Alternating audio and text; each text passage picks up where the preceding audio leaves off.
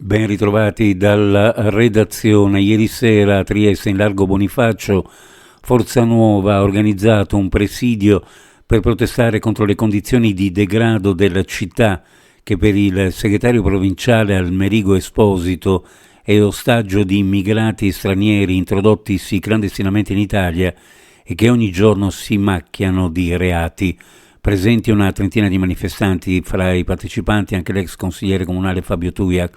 Esposito ha ricordato che quello che oggi è un presidio di protesta voleva essere un corteo in direzione di Piazza della Libertà, ma il questore Pietro Stuni ha vietato di sfilare, facendo passare un messaggio certamente ben chiaro per gli immigrati clandestini che occupano quello spazio pubblico cittadino. Esposito ha sottolineato come lo Stato, nelle sue diverse declinazioni politico-amministrative, sembra assistere mollemente al graduale controllo del territorio da parte di soggetti allogeni, mentre 3 anni fa adottò per contro un approccio assolutamente brutale nei confronti di pacifici manifestanti presenti dinanzi all'ingresso del porto di Trieste. Il copione Gorizia si ripete da anni. Da una parte la cerimonia della 10ª massa ricevuta in municipio per deporre un omaggio floreale ai piedi della lapide che ricorda i dipendenti municipali deportati durante i 40 giorni titini. Dall'altra la contromanifestazione dell'Ampi organizzata all'angolo tra Corso Verdi e Via Diaz per contestare la presenza alla commemorazione di un esponente della giunta comunale con tanto di fascia tricolore, in mezzo al presidio delle forze dell'ordine a fare da cuscinetto tra le fazioni in campo.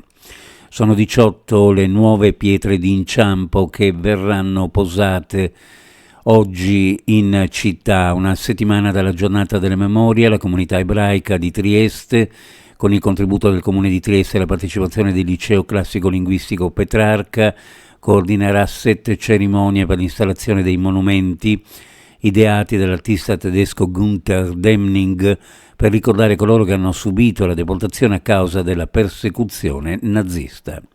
Si è tenuta ieri davanti alla sede del Consiglio regionale la conferenza stampa per presentare il ricorso al TAR del Friuli Venezia Giulia del GAG, gruppo Alternativa Galleria, sui lavori di raddoppio previsti alla Galleria cittadina di Muggia.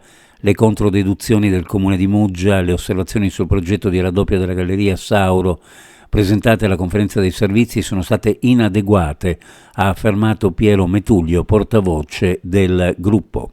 Sport calcio, la Triestina resta la sua corsa, sconfitta con l'Atalanta Under 23.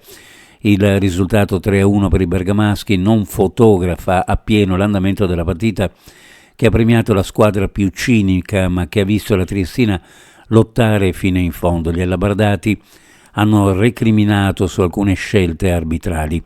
Prossimo impegno a Rocco con il Lecco. Uno sguardo alle previsioni meteorologiche per la giornata: cielo variabile con possibilità di schiarite. Nel pomeriggio cielo in prevalenza nuvoloso per nubi medio-basse con tempo migliore verso le Alpi Giulie. In serata possibili deboli piogge sulla fascia occidentale con nevicate molto deboli sopra i 1500-1700 metri circa.